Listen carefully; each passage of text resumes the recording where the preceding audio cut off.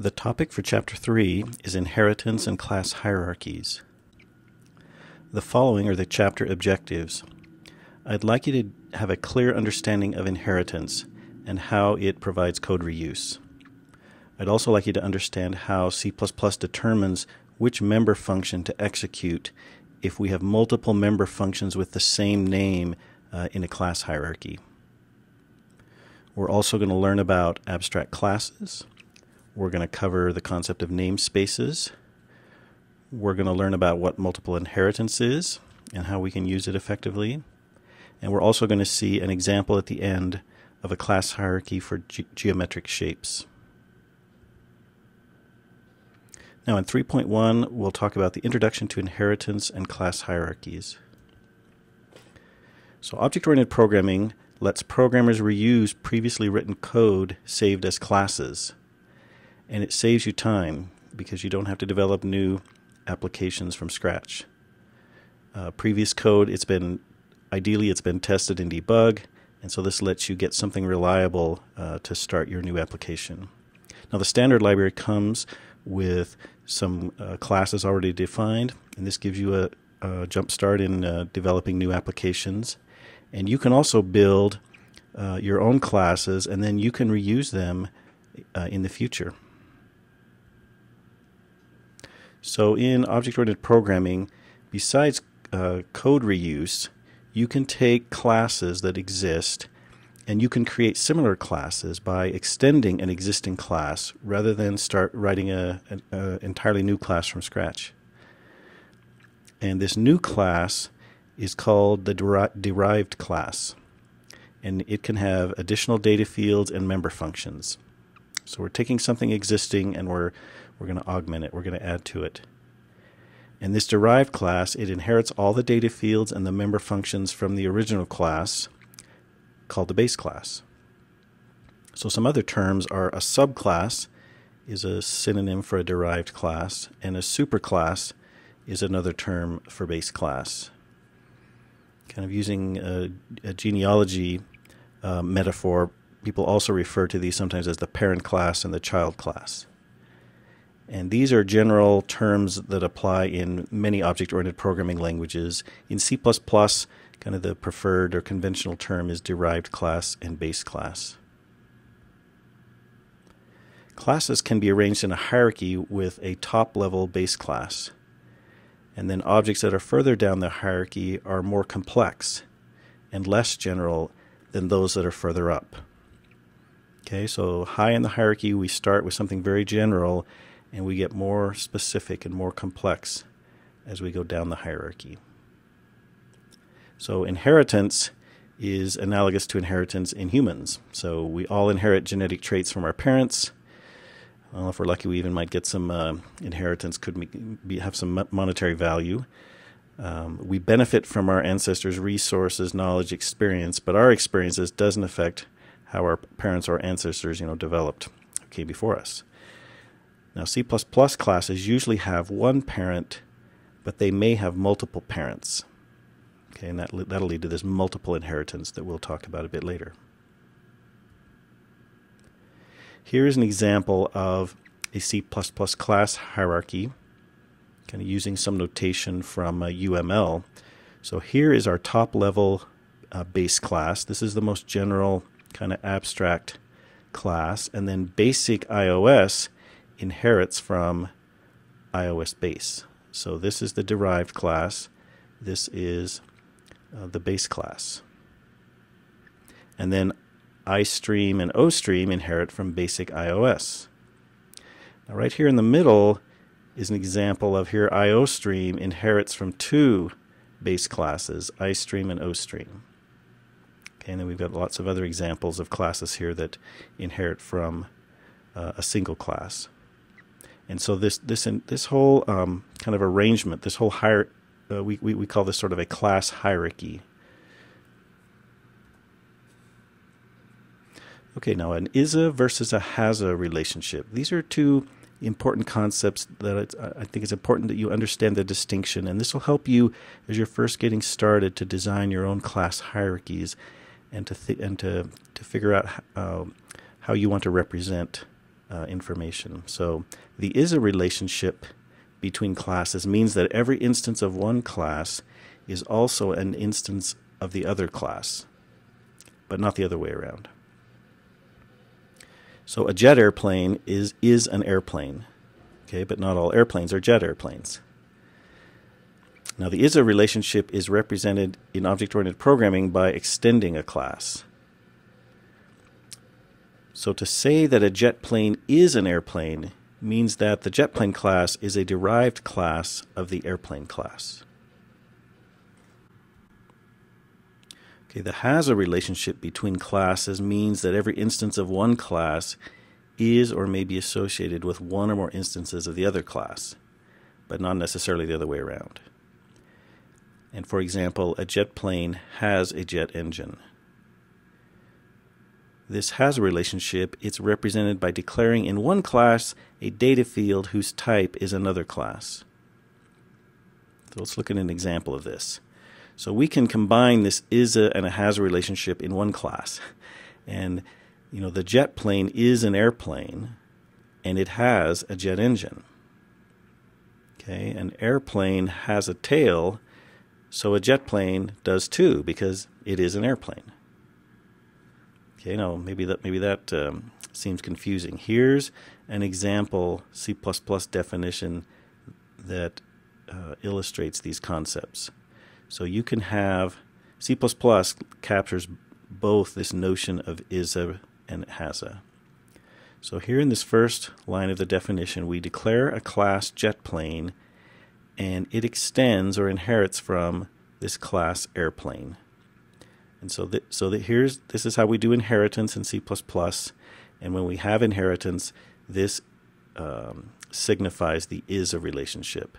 So the derived class jet plane is an instance of the base class airplane. Okay, a jet plane is an airplane. And now in the private data fields for jet plane, we have number of engines, an integer, and an array of jets.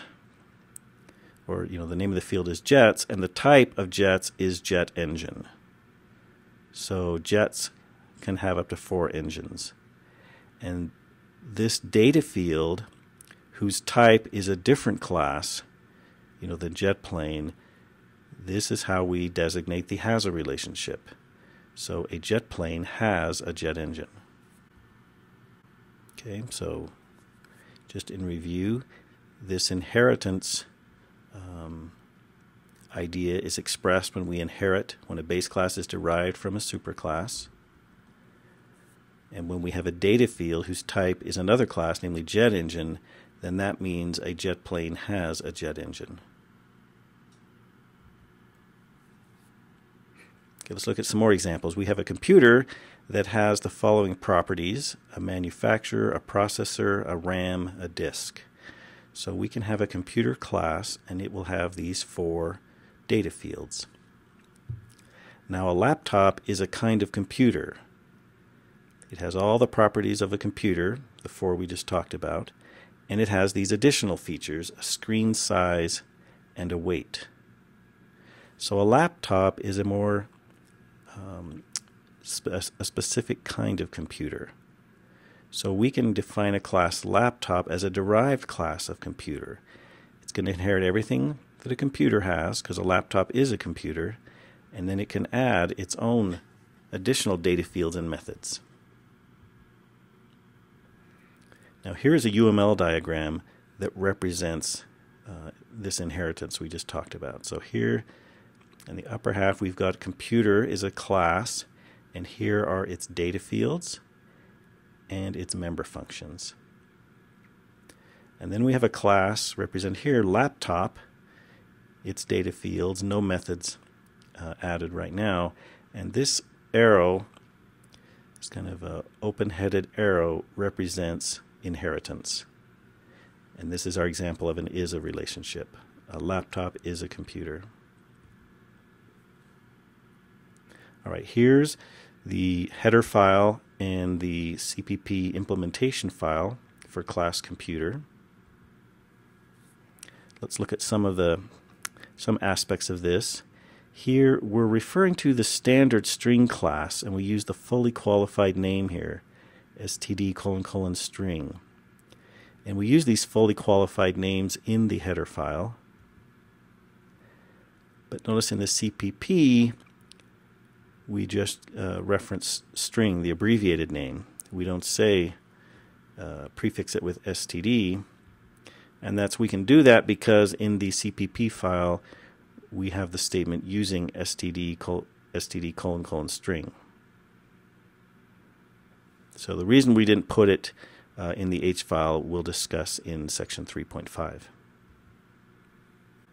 So here's our laptop class, and this line is our inheritance, specifies inheritance to say that laptop is derived from computer, so it inherits all of computer's data and member functions. Notice the keyword public here just before the class name computer. If we omit that word, then by default it will be private, and that means the derived class or laptop, its functions, they would not be able to see the data fields and functions in the base class. So class laptop has these two private data fields of type double, and then in the public section we show the constructor here. So in this constructor it takes 6 parameters: man for manufacturer, proc for processor, RAM, disk, screen, and WAI for weight. So it takes the 6 parameters, and the first 4 parameters correspond to the fields that are defined in the computer class. And so here in the constructor we initialize those 4 fields by simply calling the constructor for computer. So this invokes the computer constructor that takes 4 parameters and just sets the 4 fields to these 4 parameters respectively. Then it adds 2 more items to this initialization list here in our constructor, and we initialize the screen size and weight, which are the 2 fields that were defined in laptop. And these 2 fields extended or added to the 4 fields we inherited from computer. So this comes after the colon. We initialize all these fields, and then finally here at the end we have kind of the empty braces. There's nothing more we're going to do in our constructor. If we wanted to do something, for example, suppose we wanted to add some debug printout to say that we'd call the constructor, we could add that here between the braces.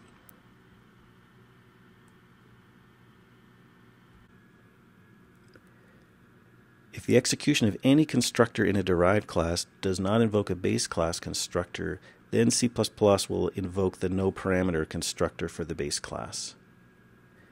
Now C++ does this so that the part of the object inherited from the base class is initialized before the derived class starts to initialize its part of the object. Alright, here's some information about not defining the no-parameter constructor. So if no constructors are defined for a class, remember the no-parameter constructor is going to be provided by default. If you have any constructors are defined, say 1 or more constructors that all take parameters, then the no-parameter constructor, you've got to explicitly define it, or C++ won't add it in that case. It'll assume you've added maybe all the constructors you need. Now it may make no sense to create an object of that type without giving some initial data fields. So it was not defined in class laptop or in computer because we want the client to specify this information. So if you have this no-parameter constructor is defined in a derived class, but it's not defined in the base class, then you'll get a syntax error. In G++, a compiler will give you this kind of error: no matching function call to class name : class name. That's because in the no-parameter constructor of the base of the derived class, it'll try to call the no-parameter constructor of the base class at that point. Now you can also get an error if a derived class does not call a base class constructor. So there will be an implicit call to the no-parameter base class constructor, so it must be defined. Okay, so far in the course we've talked about public and private sections of our header file. Now, so the following statement would not be allowed. This assignment statement, manufacturer equals man, would not be valid in class laptop. Manufacturer is the private data field in computer, the base class. So there's another form of visibility called protected, so that derived classes can directly access the data fields in a base class. So the data field with the protected visibility can be accessed in either the class defining it or any class derived from that class. So if class computer had protected and a string manufacturer, then the above statement would be valid in class laptop. So in general, it's better to use private visibility in classes because derived classes may be written by different programmers, and it's always good practice to restrict and control access to base class data fields. So, for example, derived classes could go through the getter and setter methods that are typically public methods. And that concludes this Slidecast.